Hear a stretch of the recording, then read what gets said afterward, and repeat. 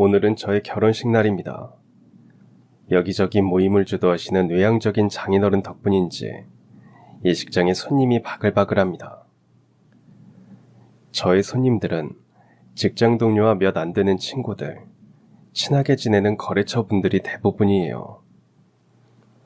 장인어른은 본인 손님 맞이하느라 정신이 없는 와중에 은근슬쩍 제 옆에 와 자리를 잡으십니다. 장인어른, 여기 계시면 손님들이 헷갈리실 거예요. 아들 결혼하는 줄로 아신다니까요. 아유, 내가 여기 있어야 자네 소개하기가 편하지. 그리고 자네는 내 아들이 아닌가. 말이 떨어지기 무섭게 장인어른 손님이 제 쪽으로 다가오십니다.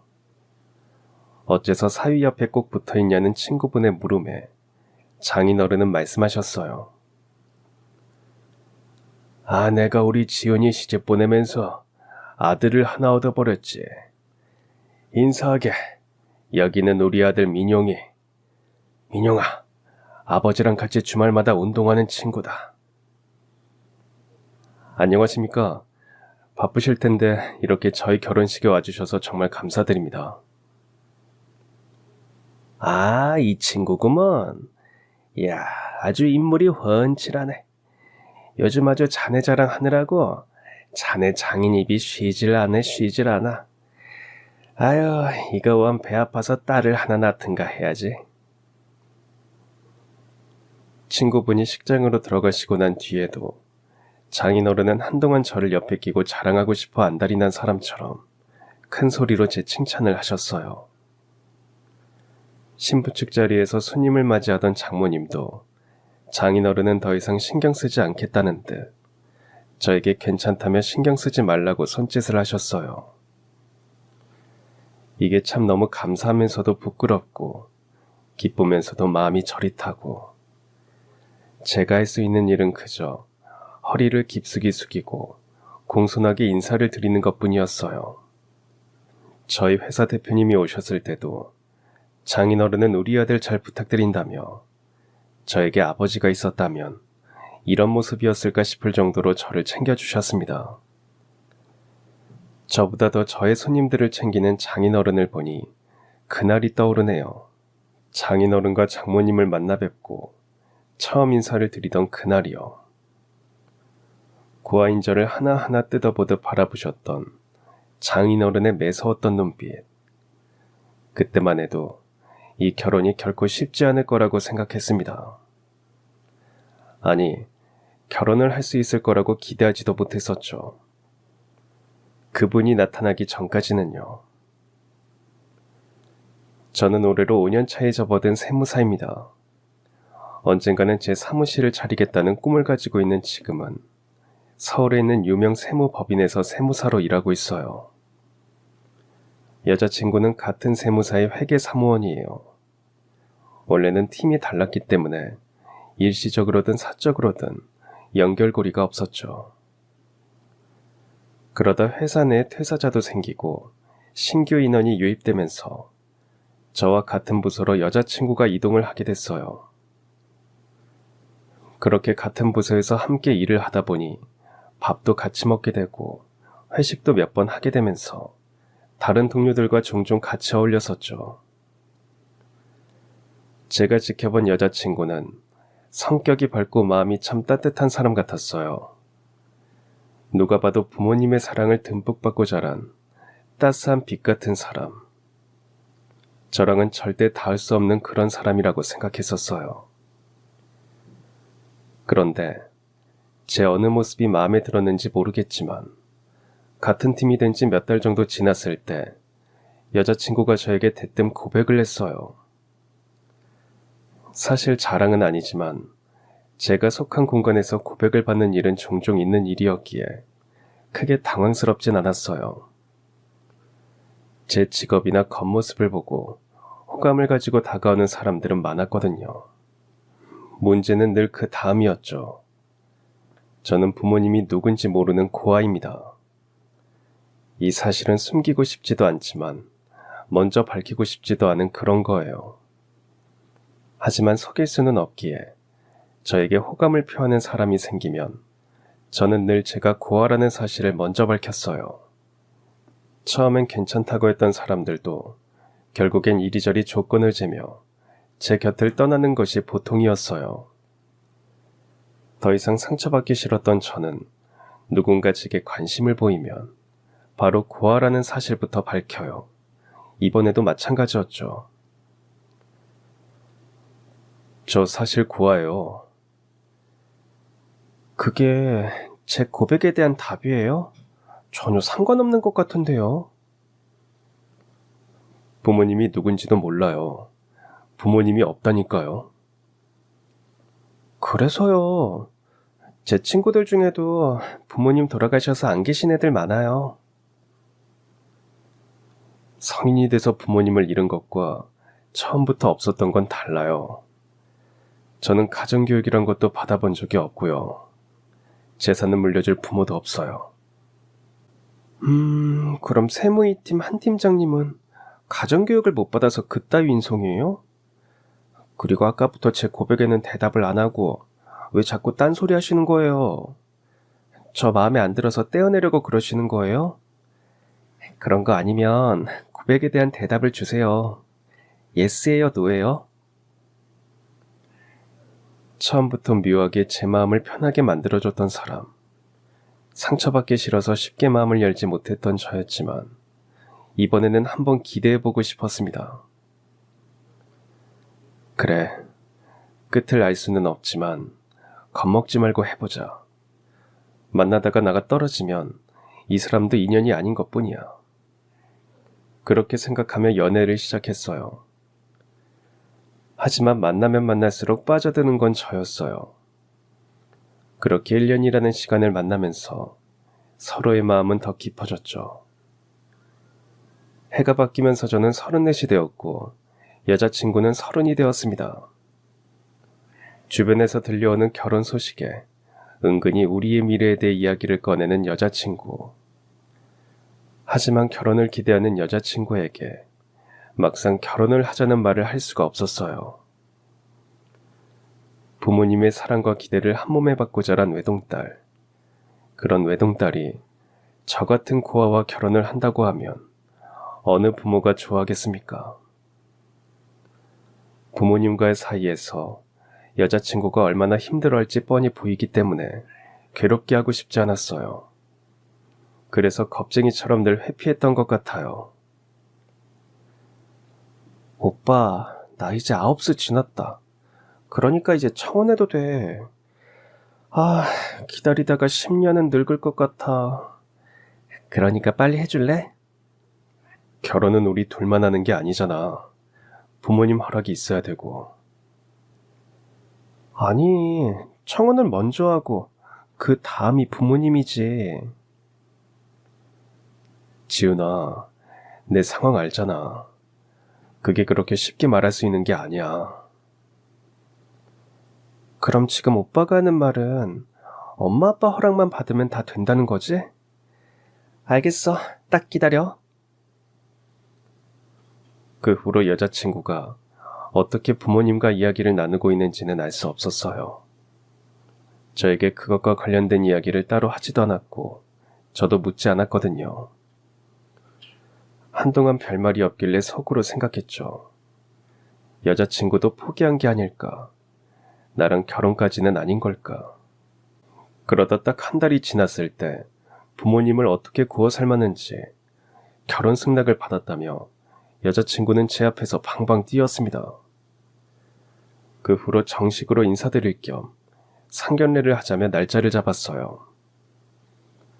실행력 하나는 기가 막힌 여자친구 덕분에 얼떨떨한 마음으로 부모님을 뵐 준비해야 했어요. 지훈아, 선물이 좀 별로인가? 아이, 무슨. 우리 엄마 아빠 홍삼 진짜 좋아해. 없어서 못 드신다니까? 그리고 처음 만났는데 이 정도면 아주 훌륭하지. 그래도 처음이다 보니까 아무래도 긴장이 좀 되네. 어머니 프리지아 좋아하시는 거 맞지?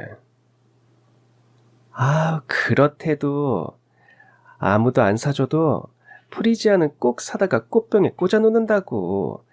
걱정 마셔. 아무리 우리 사이를 허락하셨다고 들었어도 직접 뵙는 것은 처음이기에 무척이나 떨렸어요. 저에 대해 어떤 생각을 가지고 계실지도 너무 두려웠고요. 6년 전 세무사 시험을 치를 때보다 더 긴장이 됐어요.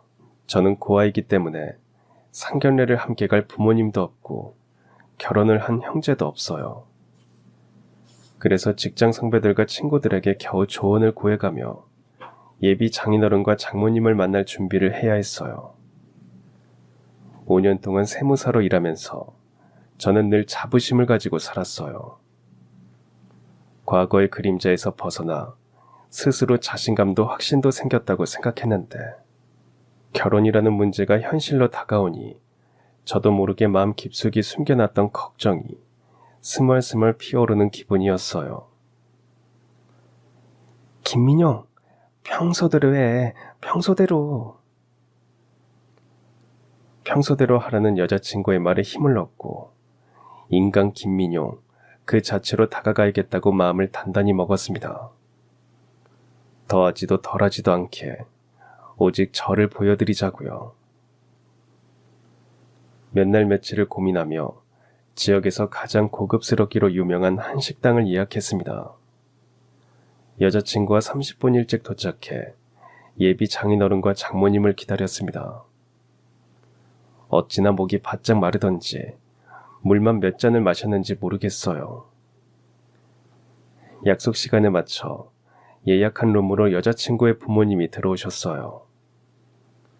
공손하게 인사를 하는 저를 보고 두 분은 웃으며 인사를 받아주셨지만 오랜 세월 눈치를 보며 살아왔던 저는 본능적으로 느낄 수 있었어요. 저에 대한 마음이 완전히 좋은 것만은 아니라는 것을요. 마음이 좋지는 않았지만 당연한 일이라고 생각하며 일단 어머님께 준비한 꽃을 드렸습니다. 어머, 프리지아잖아. 내가 좋아하는 건 어떻게 알고. 너무 고마워요. 아유, 안 그래도 집에 있는 게 다 시들어서 새로 사려고 했는데. 아유, 어쩜 이렇게 예쁜 걸로 다 샀어. 어머님이 프리지아를 좋아한다는 여자친구의 말은 사실이었어요. 여자친구와 눈매가 똑 닮은 어머님은 제가 드린 꽃다발에 한가득 마음이 녹은 건지 저를 바라보는 시선에서 한결 따뜻한 온기가 느껴졌어요. 하지만 아버님은 그런 어머님의 모습이 살짝 못마땅한지 연신 헛기침을 하셨어요. 거참 요란하게 굴지 말고 앉아요. 자네도 함께. 내가 말을 편하게 해도 괜찮겠나? 네, 물론이죠. 저 이거 평소 좋아하신다고 해서 준비했는데. 준비한 홍삼을 아버님께 드렸지만 아버님은 뭔지 열어보지도 않으시고 고맙다고 하셨어요. 머쓱한 마음에 다음 대화를 어떻게 이어가야 하나 고민하는 찰나 저희 룸의 문이 열리고 직원분이 기본 차는 식탁 위에 내어주셨습니다. 직원분은 곧 메인 메뉴들이 나올 거라며 문을 열어두고 나가셨어요. 나가시며 헐끗헐끗 저를 쳐다보셨는데 이 자리의 분위기를 직원분마저 눈치챈 것 같은 기분이었어요. 세상 모든 사람들이 제가 고아라는 사실을 아는 것만 같았어요.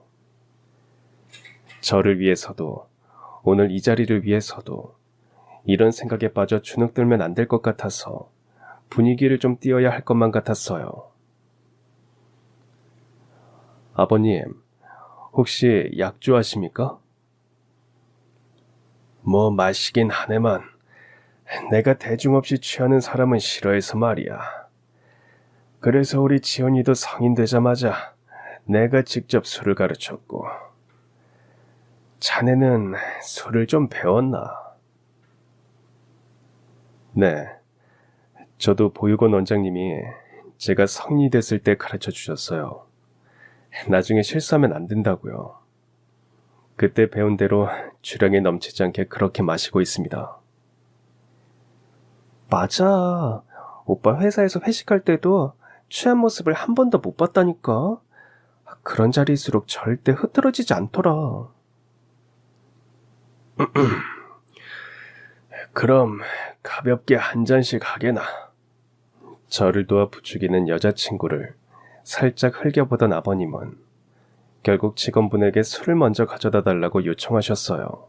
곧이어 하얀 주전자에 고급스럽게 담긴 술이 나왔고 저는 아버님의 잔을 조심스럽게 채워드렸어요. 아버님도 제 잔을 채워주셨습니다. 술을 좋아하는 여자친구도 한 잔 받아들고 술을 못하는 어머님은 물잔으로 대신해 다 같이 건배를 했어요. 그날따라 손끝에 닿는 잔의 감촉이 묵직하게 전해졌습니다. 고급 식당답게 제법 괜찮은 기본찬을 안주 삼아 아버님은 한 잔을 더 드시더니 저에게 질문을 시작하셨어요. 마음속으로 드디어 올 게 왔구나 생각하며 정신 차리고 대답하자고 100번은 되뇌인 것 같습니다. 억지로 꾸미지 말고 솔직담백하게 있는 그대로 김민용 그 자체를 보여드리자. 그래, 자네 상황은 지은이한테 들어서 알고 있네만. 결혼하면 집은 어떻게 할 생각인가?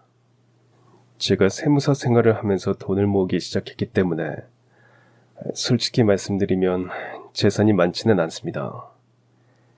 그래도 세무사 되고 얼마 안 됐을 때 아파트 당첨됐던 게 내년에 완공이라 결혼하고 일단은 제 자취방에서 같이 지내다가 내년에 그쪽으로 이사하려고 합니다. 대출은 없고. 잔금 일부는 대출을 받았습니다. 하지만 연봉도 계속 오르고 있고 금방 갚을 수 있습니다. 아빠, 그런 건 우리가 알아서 한다니까. 대화에 끼어드는 아내를 살짝 째려보던 아버님은 아랑곳하지 않고 저를 향해 날카로운 질문을 이어가셨어요. 그거 말고 빚은 더 없나? 네, 제가 빚지고는 못 사는 성격이라 아파트 대출 말고는 다른 빚은 없습니다. 원하시면 증명해 드릴 수도 있어요. 확신에 찬 저의 대답이 마음에 드신 건지 못마땅하신 건지 알 수 없는 와중 장인어른은 제가 어찌할 수 없이 홀로 한 잔을 더 털어넣으시며 물으셨어요. 30에 세무사가 됐다고. 세무전문대 나왔다고 들었는데 3년이면 학교 공부는 끝났을 거고 합격까지 시간이 오래 걸린 이유가 있는가? 내 친구 아들은 4년제 대학 졸업하고 2년 공부하고 세무사 시험 붙었다고 하던데. 들으셨겠지만 저는 제 자신을 책임져야 했습니다. 학자금이며 생활비며 제가 다 벌어야 했어요. 학교를 다니면서도 그랬지만 세무사 공부를 하면서도 밤낮으로 일하면서 돈을 벌면서 공부를 했거든요. 남들보다 늦었다고 생각하실 수도 있지만 그 시간 동안 저는 정말 치열하게 살았습니다. 딴짓하지 않고 이 길만 보면서 달렸어요. 아버님과 이야기하는 사이 입이 떡 벌어질 정도의 상이 차려졌어요. 육해공을 테마로 한 메인 메뉴들이 상을 가득 채웠습니다. 그런데 아까부터 저희 테이블에 음식을 서빙해 주시는 직원분의 태도가 이상했어요. 처음 왔을 때부터 저를 보시는 것 같았는데 처음엔 제 자격지심에 잘못 본 거라고 생각했지만 자꾸만 저를 쳐다보시는 게 느껴졌거든요. 서빙을 하면서도 시선이 딴 데 간다 싶더니만 직원분은 결국 여자친구 어머니의 물잔을 엎어버리셨어요. 당황해서 마른 수건으로 연신 상을 다는 직원분에게 어머님이 말씀하셨어요. 아니, 아까부터 우리 사위를 왜 그렇게 보세요? 사위 인물 훤칠한 건 나도 잘 아는데 아유, 너무 쳐다보시네. 저를 자꾸 쳐다본다고 생각했던 건 저만의 착각이 아니었어요. 어머님도 비슷한 생각을 하고 계셨더라고요. 어머니의 질문에 당황한 직원분은 저를 똑바로 쳐다보며 말씀하셨죠. 그게 혹시 김민용 씨 아니세요? 직원분의 입에서 제 이름이 나오자 방에 있던 모든 사람의 시선이 집중됐어요. 이분은 대체 누구시길래 내 이름을 알고 있는 걸까? 죄를 짓고 살진 않았지만 괜스레 긴장이 됐습니다. 네, 제가 김민용 맞는데 저를 어떻게 해야 하시는... 김민용 씨? 저 모르시겠어요? 당황한 제가 상황을 파악할 새도 없이 직원분은 제 손을 잡으시더니 갑자기 울음을 터뜨리셨어요. 대체 이게 무슨 일이지? 예비 장인어른, 장모님, 여자친구, 저, 누구라고 할 것도 없이 당황해서 서로 시선을 주고받았어요. 당사자인 저조차 이게 무슨 일인지 감이 오지 않았습니다. 대체 무슨 일이냐고 눈빛으로 묻는 여자친구에게도 제대로 대답을 해줄 수 없었어요. 그렇게 손이 잡힌 채로 직원분의 얼굴을 가만히 보는데 어딘가 낯선 듯 낯설지 않은 느낌이 들었습니다. 어디서 봤더라. 분명 어디서 봤는데. 저예요. 지용이 엄마. 지용이라는 이름을 듣자마자 순식간에 10년 전 그날의 기억이 생생하게 떠올랐습니다. 저와 이름이 비슷해서 더 마음이 갔던 그 아이. 가끔 떠올렸던 그 가족을 이렇게 만나게 될 줄이야. 기억이 떠오르자 무척 반가운 마음이 들었어요. 아주머니, 잘 지내셨어요? 세상에, 벌써 10년이 넘은 것 같은데 지용이는 잘 지내죠? 그럼요. 가끔 민용 씨 얘기도 하는데 세상에 이런 데서 다 만나고 아직도 민용 씨한테는 감사 인사를 제대로 못한 것 같아요. 정말 고마웠어요. 고맙긴요. 이렇게 잘 지내시는 거 보니 제가 더 감사하죠. 그때는 정말 힘들어 보이셨는데 세월이 약이라는 말이 맞긴 하나 봐요. 그러게요. 이렇게 살고 있는 거 보면 영 틀린 말은 아니었어요. 저를 보며 연신 홀쩍이던 직원분은 이어폰 속에서 들리는 콜소리에 마음을 가다듬었어요. 저는 다른 방에 주문이 있어서 가볼게요. 민용씨, 이따 가기 전에 명함이라도 꼭 하나 주고 가요. 이 말을 남기고 직원분은 폐를 끼쳐 죄송하다며 공손하게 인사를 하시곤 저희 룸을 떠나셨어요. 직원분이 나가자 다들 얼떨떨한 표정으로 저를 바라보셨어요. 직원분이랑 어떻게 아는 사이길래 저렇게 눈물을 흘리시는 건가? 그리 대단한 이야기는 아니에요. 그래도 궁금하시다면 말씀드리겠습니다. 궁금한 듯 바라보는 세 명의 눈동자와 천천히 눈을 맞추며 저는 10년 전 그날의 기억을 떠올렸어요. 그날은 제가 제대한 지 얼마 되지 않은 날이었어요. 6살 때 고아원에 맡겨졌던 저는 군대에 갈 필요가 없었지만 그냥 군대에 가고 싶었어요. 그렇게라도 해서 제 쓸모를 증명하고 싶었거든요. 사실 학비가 없기도 했고요. 한 학기 다니고 한 학기 휴학하고 전문대를 가장 오래 다닌 사람이 저였을걸요. 그렇게 군복무를 하고 제대를 했어요. 복학하기 전 학비를 마련하기 위해 닥치는 대로 아르바이트를 했어요. 새벽에는 목욕탕 청소를 하고 낮에는 식당에서 일하고 밤에는 호프집에서 서빙을 했어요. 그러고 나면 집에서 공부를 하고 4시간 겨우 자고 다시 또 일하러 가고 이런 삶이 반복이었죠. 여자친구에게도 처음 하는 저의 가장 바닥 시절 이야기. 이런 얘기를 왜 안 했냐며 쳐다보는 여자친구의 눈을 피해야 했어요. 당시를 떠올리면 암울했지만 부끄럽지는 않았기에 저는 솔직하게 모든 이야기를 털어놓기로 결심했습니다. 예비 장인어른과 장모님도 별다른 말씀 없이 제 이야기에 귀 기울여 주셨어요. 저에게 있어서 늘 마음이 약한 여자친구는 벌써 눈가가 촉촉해지는 게 보였습니다. 그날은 정말 추웠어요.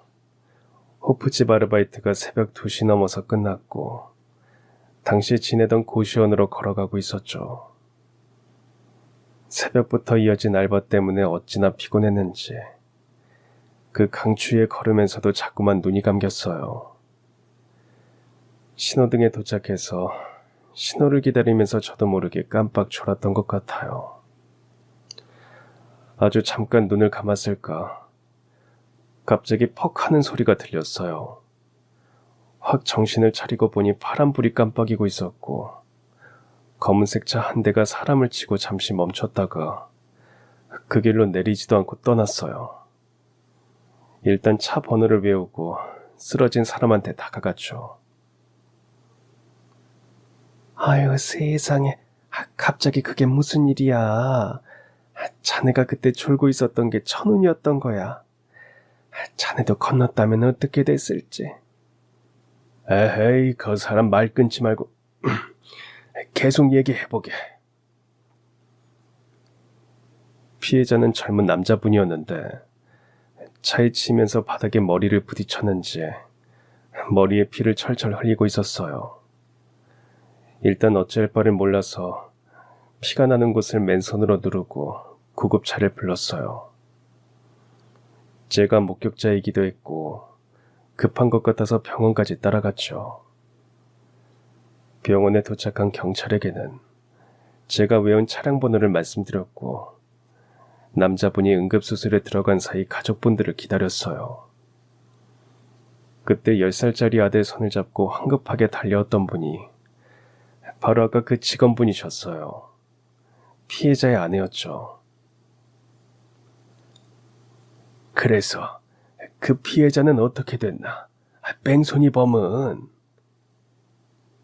아유, 이 사람 좀 봐. 나한테는 조용히 하래놓고. 이거 듣다 보니 궁금해서. 피해자의 수술이 진행되는 동안 범인은 금방 검거됐어요. 검거하고 보니 음주 차량이었다고 하더라고요.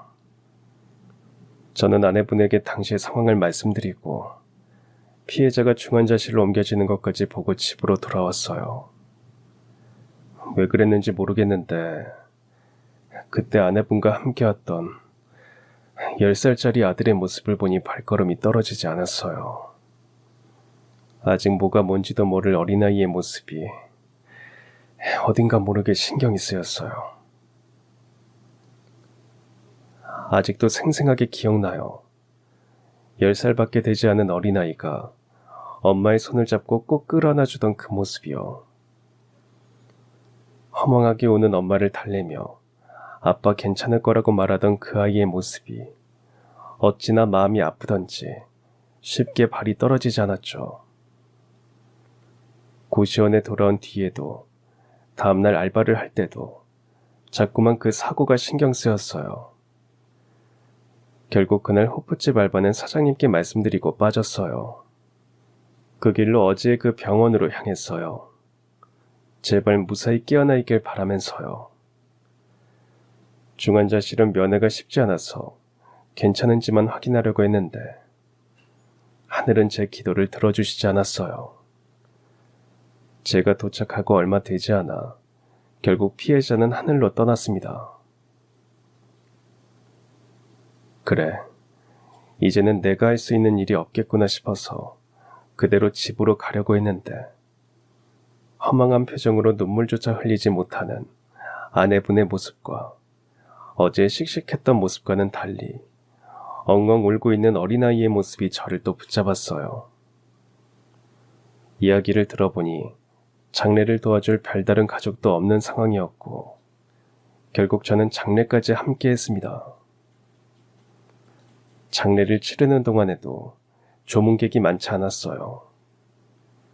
그 모습을 보는데 어쩐지 저의 상황처럼 느껴졌던 것 같아요. 가족도 친구도 없는 내가 세상을 떠난다면 이런 모습일까 하면서요. 그리고 아빠를 잃은 아이의 모습에서 부모 없이 자란 제 모습이 보이기도 했고요. 저도 생전 처음 본 사람의 장례까지 함께하게 될 거라고는 생각하지 않았어요. 그런데 참 신기하죠. 그곳에 있는 저에 대해서 아무도 누구냐고 물어보지 않았거든요. 발인을 하는데 어린 아들이 아빠의 영정사진을 들고 맨 앞에 서서 걸어가는 그 모습이 참 마음 아팠어요. 그래서 그냥 아무도 저한테 부탁하지도 않았지만 처음 만난 그분의 마지막 길을 함께 했어요. 모든 장례 절차가 끝나고 아내분이 저에게 사고 났을 때는 경황이 없었고 남편이 죽고 나서는 정신이 없었다며 너무 미안하다고 은혜를 어떻게 갚아야 할지 모르겠다며 주머니에 있는 거 없는 거 꺼내 쥐어주셨어요.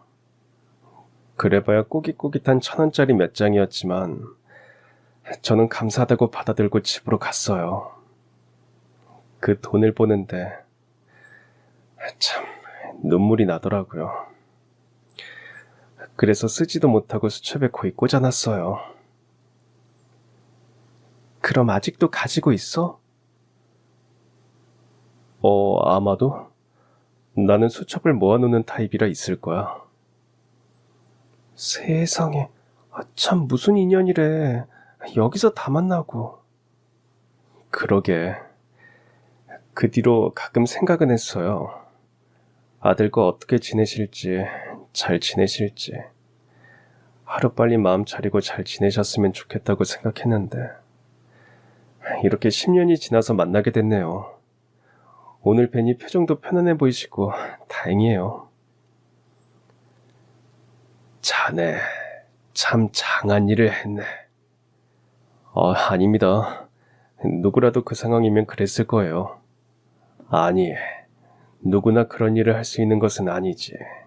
생판 처음 본 사람의 일인데. 10년 전의 이야기가 끝나갈 무렵 이야기 속 주인공인 직원분께서 다시 저희 룸으로 오셨어요. 아까 저 때문에 놀라셨죠?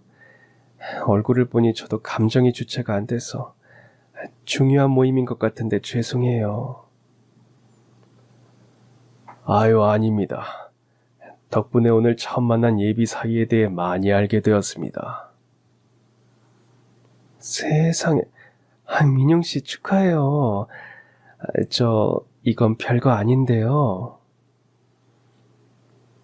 10년 전 그 아내분께서 카트에 가져온 요리와 딱 봐도 비싸 보이는 술을 저희 상에 내어주셨어요. 아니, 이러지 않으셔도. 내가 그때 민영씨 이름밖에 몰랐던 게 너무 후회가 됐어요. 연락처라도 알았더라면 어떻게든 감사를 전했을 텐데.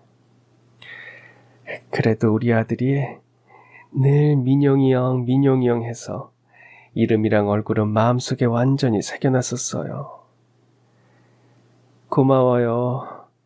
이걸로 갚을 수 없는 고마움이지만 지금 당장 내가 해줄 수 있는 거 이거라도 받아줘요. 그때 민영씨 덕분에 남편도 잘 보냈어요. 부모도 형제도 제대로 없는 저희에게 가족보다 더 힘이 됐던 사람은 민용씨였어요. 49제 지나고 저도 정신을 차리고 보니까 참 어떻게 민용씨 같은 사람이 있었나. 하늘에서 저에게 천사를 내려준 건가 싶을 정도였어요. 10년 전 힘없이 갸냘프기만 했던 아이의 엄마는 이제 누가 봐도 단단한 여성이 되어 있었어요. 아마도 자신과 남편을 반씩 닮은 아이를 위해 강해진 거겠죠. 이 모습을 보니 그날의 제 행동이 누군가에게는 큰 힘이 되었구나 싶어 마음이 뜨거워지네요. 정말 좋으시겠어요. 이런 청년을 사이로 맞으시다니 너무 부러워요. 따님은 정말 든든한 남편을 만나신 거예요. 축하드려요. 예비 장인어른은 아직도 얼떨떨한 듯 저와 직원분을 바라보셨어요. 지용이는 어떻게 지내고 있어요? 제 아들은 올해 대학에 들어갔거든요. 법대에 갔어요. 바로 민용 씨 덕분에요. 자기 아빠를 아무 조건 없이 도와준 민용 씨를 보고 자기도 어려운 사람들을 돕는 변호사가 되겠다며 정말 죽을 듯이 공부해서 법대에 갔어요. 어린 마음에도 그 기억이 정말 소중했나 봐요. 민용 씨는 그런 사람이에요. 누군가의 마음을 순수하게 움직일 수 있는 그런 선한 사람이요. 정말 귀한 사람을 들이시는 거예요. 10년 만에 만난 그분은 예비 장인어른과 장모님 앞에서 제 칭찬을 실컷 늘어놓으시더니 다른 테이블에 주문을 받고 아쉬움의 발걸음을 돌리셨어요. 부족한 게 있으면 마음껏 시키라는 말씀과 함께요. 이미 차고 넘치는 상에 비싼 요리와 고급 술이 더해진 덕분인지 아버님의 얼굴에 은은한 미소가 피어올랐어요. 어떻게 이런 곳에서 10년 전 그분을 만난 건지 차라리 처음부터 알고 있었다는 게 더 이해가 될 만큼 참 신기한 일이었죠. 이제는 겨우 생각해야 떠오르는 그날의 일을 누군가는 아직까지도 마음 깊이 간직하고 있다는 것이 참 묘한 기분이 들었어요. 예비 장인어른은 제가 먼저 손을 쓰기도 전에 제 잔에 술을 채워주셨어요. 저도 장인어른 술잔에 비싼 술을 가득 따라드렸습니다. 비싼 술이라 맛이 다르다며 감탄하시던 장인어른은 잠시 생각에 빠지신 듯 하더니 저를 바라보시고는 저에게 물어보셨어요. 자네는 언제부터 고아원에서 지내게 된 건가? 6살 때로 기억합니다. 미안한 질문일 수도 있겠네만, 그러면 그전엔 부모님과 살았나? 사실 저는 부모님의 얼굴을 본 적이 없습니다. 어떤 분들인지 이야기도 들어본 적이 없어요. 저는 태어나면서부터 할아버지 손에서 자랐어요. 할아버지도 제 부모님에 대한 이야기는 하신 적이 없습니다. 너무 어릴 때라 기억을 못하는 걸 수도 있겠지만요. 그런데 지금 와서 생각해보면 할아버지가 제 친할아버지인지 아니면 저를 주워다 키워주신 건지조차도 알 수가 없어요. 할아버지와의 기억은 늘 잊지 않으려고 하지만 너무 어렸을 때의 기억이라 아주 희미해요. 몇 장 잊지 않은 사진을 봐야지만 당시의 기억이 어렴풋이 떠오르는 정도입니다. 그래도 아직까지 기억나는 장면이 있어요. 무척이나 더웠던 여름날, 할아버지가 밭에서 일을 하고 계셨고 제가 그 밭을 뛰어다녔던 그 기억이요. 그리고 그날 할아버지는 병원에 실려가셨고 저는 그 뒤로 할아버지를 만날 수 없었어요. 이후 마을 주민 중 누군가의 손에 의해 고아원에 맡겨졌고 성인이 될 때까지 저는 고아원에서 자랐습니다. 고아원 원장님도 저에게 부모님에 대한 기록은 없다고 하셨어요. 그래서 그 뒤로 더는 찾지 않았죠. 대신 저는 할아버지에 대한 기억만은 끊임없이 되풀이했어요. 선명한 기억은 없지만 온몸으로 느껴지는 감정은 있었어요. 할아버지가 저를 얼마나 사랑해 주셨는지 그 사랑만큼은 오랫동안 남아있었어요. 자라면서 기억이 희미해질 때마다 덧칠하고 덧칠하면서 할아버지의 사랑을 기억하려고 노력했어요. 세상의 유혹에 흔들릴 때마다 할아버지와 함께 찍은 사진을 보며 할아버지의 사랑을 떠올리고 올바르게 열심히 살아야겠다고 결심했어요. 고아라서 저래라는 말은 죽어도 듣기 싫었어요. 학생이 가질 수 있는 가장 큰 권력은 성적이었어요. 암기 과목은 토시 하나 빼먹지 않고 다 외웠어요. 학원이나 과외는 꿈도 꿀 수 없는 상황이었기에 부족한 과목은 학교 선생님에게 쉬는 시간마다 찾아가 질문을 해가며 그렇게 학교에서는 미친 듯이 공부만 했어요. 덕분에 고등학교 졸업까지 성적은 늘 상위권이었죠. 그러면서도 주말이면 남몰래 양로원에서 봉사활동을 했어요. 그렇게 하면 할아버지를 영원히 기억할 수 있을 것 같은 기분이 들었거든요. 그곳 어른들의 모습은 고아인 저와 크게 다르지 않았어요. 자식이 있는 분도 있었고, 자식이 없는 분도 있었고, 버림받은 분도 있었어요. 저는 그분들에게 손자 역할을 해드리면서 봉사를 하는 거라고 생각했는데, 나중에 되돌아보니 오히려 제가 양로원의 할머니 할아버지들에게 표현할 수 없는 사랑을 받고 있었더라고요. 그 기간 동안 제 안에 있던 어떤 결핍에 대한 체험을 많이 경험했던 것 같아요. 그러면서 핏줄이 아닌 존재도 가족과 같은 마음을 주고받을 수 있다는 걸 배운 것 같아요. 할아버지, 할머니도 저를 보며 비슷한 느낌을 받으셨겠죠. 외로움을 가진 사람들은 서로를 알아보는 법이니까요. 수험생이 되면서 양로원 어르신들께는 죄송하지만 더 이상 갈 수가 없었어요. 사교육 없이 친구들을 따라잡기엔 공부할 시간이 모자랐거든요. 대학 진학을 앞두고 많은 고민을 했어요. 담임 선생님은 제 성적이면 서울 4년제 상위권 대학도 걱정 없다고 하셨지만 결정이 쉽진 않았어요. 저에게는 대학만이 중요한 게 아니라 대학 이후의 삶까지도 생각해야 했거든요.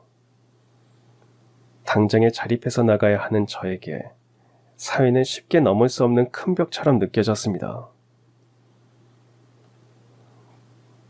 그러던 중 우연히 세무대에 알게 되었어요.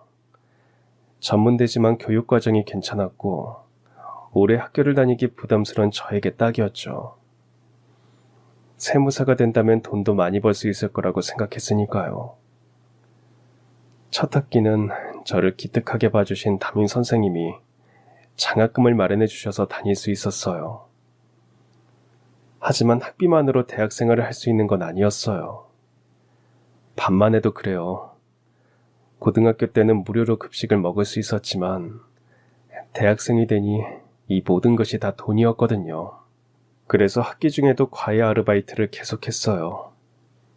근데 이마저도 생활비를 하면 끝이더라고요. 그래서 한 학기 다니고 한 학기 휴학하고 휴학하는 동안 다음 학기 다닐 생활비를 벌고 그렇게 학업을 이어갔어요. 이야기를 하며 제 술잔이 비어질 때마다 예비 장인어른은 말없이 술잔을 채워주셨어요. 그렇게 잔이 채워지면 마시고 그 뒤엔 제 이야기를 계속했어요. 생각해보니 여자친구에게도 제가 살아온 이야기를 해본 적이 없는데 무슨 용기로 이렇게 말을 했는지 모르겠네요. 술 기운 덕분인지 저도 모르게 살아온 이야기들을 술술 털어냈습니다. 대학에 다닐 때도 고아원에 자주 찾아갔어요. 저는 그곳이 얼마나 외로운지 알고 있어요. 그래서 제 모습을 보며 고아원 동생들이 꿈을 가졌으면 조금이라도 행복한 미래를 살았으면 싶었거든요. 얼마 안 되는 알바비를 쪼개서 한 달에 한 번은 맛있는 걸 사들고 고아원 동생들을 만나러 갔어요. 공부를 하고 싶어하는 아이들에게는 공부를 알려주고 다른 꿈이 있는 아이들은 상담을 해주면서 어떤 길이 있을지, 어떻게 하면 그 꿈을 이룰 수 있을지 함께 고민해줬어요. 전 혼자서 모든 것을 해야 했지만 이 아이들에게만큼은 제가 할 수 있는 만큼 도움을 주고 싶었거든요. 그랬더니 저로부터 시작된 이 활동이 누구라고 할 것 없이 자연스럽게 지금까지도 쭉 이어지고 있더라고요. 그런 걸 보면 참 기뻐요. 오빠 진짜 대단하다. 내가 정말 대단한 남자를 만났어. 대단하긴. 그저 내가 할 수 있는 게 있다면 하고 싶었을 뿐이야. 그러다 보니 졸업도 늦었고 시험 합격까지 10년이 걸렸습니다. 스스로 남부럽지 않게 벌어먹고 사는 것. 이게 목표였다면 평생을 함께할 가족을 만들고 싶은 것은 제 꿈이었어요. 제 꿈이 간절했는지 지훈이를 만나게 됐고 이렇게 어머님 아버님을 만나게 됐네요. 가족, 이 두 글자를 가지는 것이 저에게는 왜 그렇게 어려운 일이었을까요? 세무사가 되고 나서 정말 많은 사람들이 접근해 왔어요. 그리 대단한 직업이라고 생각한 적은 없었지만 나름 전문직이기에 자연스러운 만남뿐만 아니라 거래처 손님을 통해서도 선자리가 참 많이 들어왔었어요. 대부분은 저의 배경이 마음에 들지 않아서 만남을 정리했었죠. 가끔 제가 고아라고 오히려 좋아하는 분들도 있었어요. 그런 분들은 하나같이 저를 깔보고 집안의 하수인을 키우는 느낌이었죠. 제 가족을 너무나도 가지고 싶었지만 그렇게까지 억지로 만들고 싶지는 않았어요. 지훈이도 둘 중 하나라고 생각했어요. 제 배경을 보고 떨어져 나가거나 귀하게 자란 딸이니 저를 집안의 머슴으로 들이거나. 하지만 지훈이는 저에게 그 어떤 조건도 걸지 않았고 어떤 요구도 하지 않았어요. 오히려 저에게 티 한 번 내지 않고 자신의 부모님을 설득해 상견례까지 마련했죠. 전 사실 오늘 큰 결심을 하고 나왔습니다. 지훈이가 비록 부모님께 허락을 받았다고 했지만 온전히 기뻐할 수 없었어요. 제 출신 때문에 저를 싫어하시는 건 어쩔 수 없다고 생각하면서도 사랑하는 사람의 부모님 마음에 들고 싶다는 생각 때문에 잠을 설칠 정도였어요. 제 말에 여자친구도 훌쩍이며 거드네요. 맞아. 오빠 진짜 며칠 동안 잠도 제대로 못 잤어. 우리 요즘 미친 듯이 바쁜 시기인 거 알지? 근데도 아빠가 오늘 만나야 된다고 해서 일 처리 미리 해야 한다고 한동안 야근만 했어. 그러면서도 엄마 아빠 뭐 좋아하실까 선물 고민하고 어디에서 만나면 좋을지 장소 찾고 이거 다 오빠가 준비한 거야. 난 정말 너무 속상해. 오빠한테 이런 사연이 있는 줄도 몰랐던 내 자신이 너무 미워. 아니에요 어머님 아버님. 절대로 저 힘들지 않았어요. 다만 그런 생각은 했습니다. 두 분이 반대하신다면 반대를 무릅쓰고 지훈이를 두 분과 인연 끊게 만들 생각은 추호도 없었어요. 제가 지훈이를 사랑하는 만큼, 아니 그보다 더 두 분이 지훈이를 사랑하실 테니까요. 다만 저를 지훈이의 짝으로 기꺼이 허락해 주신다면 지훈이를 평생 제 가족, 제 사람으로 끝까지 책임지겠다고 제 모든 것을 걸고 약속드리겠습니다. 제 말을 가만히 듣던 예비 장인어른이 갑자기 자리에서 일어나셨어요. 그러더니 테이블 반대편에 앉아있는 제 쪽으로 걸어오셨어요. 무슨 일인가 싶어 엉거주춤한 제 앞에 아버님이 갑자기 무릎을 꿇고 앉으셨어요. 덩달아 저도 아버님 앞에 무릎을 꿇었습니다. 내가 자네가 고아라는 얘기만 듣고 그저 그런 놈으로 깔보고 있었네. 세무사 그까지 공부하면 다 되는 거 쥐뿔 아무것도 없으면서 직업으로 유세 떤다고. 그렇게 생각하고 얕잡아 봤어. 그저 고아라는 그 이유 하나 때문에. 근데 말이야, 자네는 지금 여기 있는 그 누구보다 훌륭한 사람이야. 내 멋대로 자네를 무시하고 결핍이 가득할 거라고 생각했네. 내 딸이 콩깍지가 제대로 씌어서 험한 길로 들어가는 줄 모르고 간다고 생각했어. 그런데 다 내 오만이었어. 자네 같은 사람이 내 딸과 결혼을 하겠다고 하니 내가 참 고맙네. 아버님, 이러지 마세요. 제가 뭘 했다고. 나도 이 나이까지 살아오면서 많은 사람들을 만났어. 내 또래도 아직까지 자신의 환경을 탓하기 바쁜 사람이 대반이야. 다른 사람이 가진 것을 시기하고 질투하고 자신에게 없는 것만을 쫓으면서 한없이 불만을 얘기해. 그런데 자네는 아니야. 자네는 자신이 가진 것을 어떻게든 나눠주려는 사람이야. 자네 이야기를 듣고 나니 나도 한없이 비참해지고 작아지네. 술기운이라고 생각해도 좋아. 내 이런 마음은 꼭 전해야겠으니. 장인어른의 진심 어린 이야기는 제 마음에 한 글자 한 글자 콕콕 박혀왔어요. 어느 누가 고아 사이에게 무릎을 꿇고 자신이 오만했다며 사과를 할 수 있을까요? 여자친구의 솔직함은 아버님을 닮았나 봅니다. 저는 아버님을 끌어안고 이야기했어요. 아버님, 만약 저에게 아버지가 있었다면 이런 분이었으면 좋겠습니다. 저에게 비록 아버지에 대한 기억은 없지만 아버님의 지금 모습을 간직하고 제가 아버지가 된다면 꼭 이렇게 멋진 아버지가 될게요. 아이고, 이 사람아. 이젠 내가 자네 아버지가 돼줄게. 앞으로 나는 김민용의 아버지가 되겠네. 아빠, 고마운데, 그럼 이지우는? 지훈아, 너는 30년 아빠 딸로 살았으니 양보하거라. 아빠는 이제 이성태가 아니라 김성태로 당분간 살 생각이니 너도 그렇게 알고.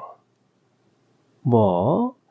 아이고, 그럼 새로운 사람 느낌 나나? 예비 장인어른 장모님의 농담 덕에 분위기가 한결 풀렸습니다. 그동안 아무에게도 할 수 없었던 이야기를 꺼내며 혹시나 부담스러워 하시진 않을까, 저를 더 싫어하시면 어쩌나 했는데 다행히 여자친구의 말대로 원래 저대로 했더니 두 분은 저를 완전히 마음에 쏙 들어 하셨어요.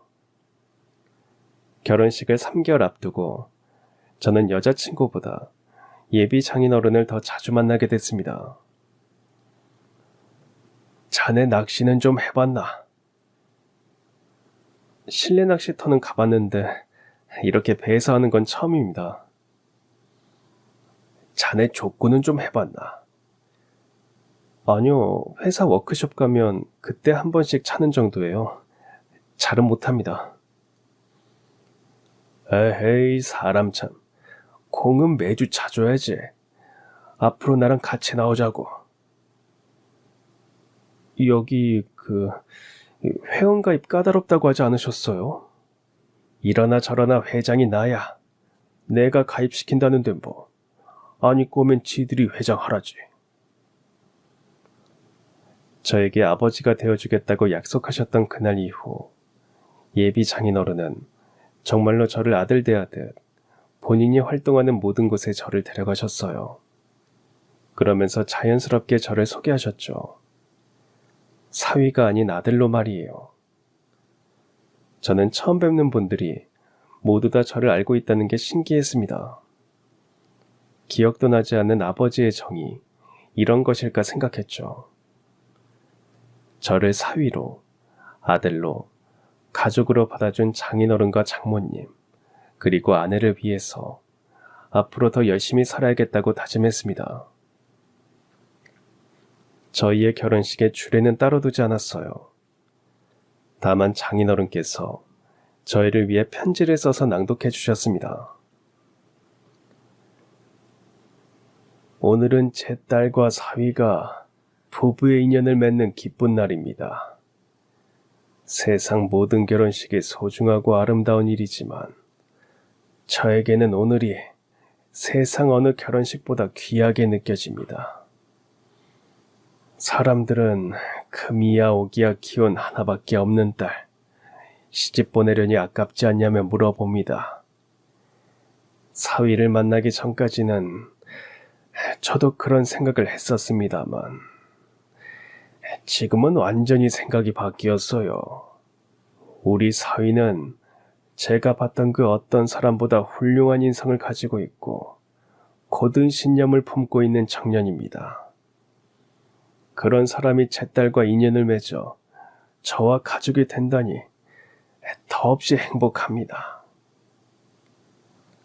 소중한 내 딸 지훈아, 이제 넌 부모의 품이 아닌 남편의 손을 잡고 세상을 살아가겠지만 엄마와 아빠는 걱정이 아닌 응원의 시선으로 너를 지켜보려고 한다. 그리고 이제는 내 아들이 된 사위 민용아, 우리가 처음 만나던 날 나에게 했던 말 기억하지? 평생 지훈이를 사랑하고 책임지겠다는 그 말. 아무리 힘들고 어려운 일이 있더라도 그 말을 떠올리며 두 사람이 인생의 동반자로 멋진 삶을 살길 바란다. 장인어른의 한마디 한마디가 제 마음에 깊게 울렸습니다. 저에게도 온전한 가족이 생긴 이 순간은 아마 평생 동안 선명하게 제 가슴 속에 간직될 것 같네요. 장인어른의 편지가 끝나고 식장에 있는 모든 사람이 뜨거운 박수를 보내주셨습니다. 오로지 저와 아내의 행복을, 이렇게 많은 사람의 축복을 받는다는 것은 정말 눈물 나는 일인 것 같아요. 태어나서 처음 느껴보는 이 감정에 가슴이 먹먹해집니다. 아내와 함께 장인어른과 장모님 앞에 다가가 인사를 드리는 시간이 됐어요. 사회자의 멘트가 떨어지자마자 저는 두 분께 큰 절을 올렸습니다. 하객들의 박수 속에서 장인어른은 제 앞에 같이 앉아 저를 품에 안아주셨습니다. 저보다 작은 몸집이지만 그 순간만큼은 장인어른의 품이 태평양처럼 넓게 느껴졌어요. 참 따뜻한, 처음 느끼는 부모님의 품이었어요. 민용아, 우리 가족이 된 걸 진심으로 환영하고 축하한다. 34년을 걸어와 처음 만난 인연이지만 남은 인생을 가장 아름답고 소중한 것들로 함께 채워보자꾸나. 아버님 감사합니다. 제가 정말 잘하겠습니다. 시종일관 해맑게 웃던 아내도 부모님께 인사를 드리는 순간만큼은 마음이 찡했는지 눈가가 촉촉해졌습니다. 부모님에게 넘치는 환영을 받으며 아내와 저는 손을 잡고 행진합니다. 우리를 바라보는 행복한 미소, 우리가 부부가 됐음을, 가족이 됐음을 지켜봐준 따뜻한 시선들, 수많은 증인들 앞에서 마음속으로 다짐해봅니다. 고아 김민용이 아닌 인간 김민용으로 저 자체를 알아봐준 제 아내와 장모님, 그리고 장인어른, 이 세 사람과 함께 오래도록 행복하게 살아가겠습니다. 그럼 지금까지 사연 들어주셔서 감사합니다. 사연이 재밌으셨다면 구독과 좋아요 부탁드려요. 감사합니다. 안녕히 계세요.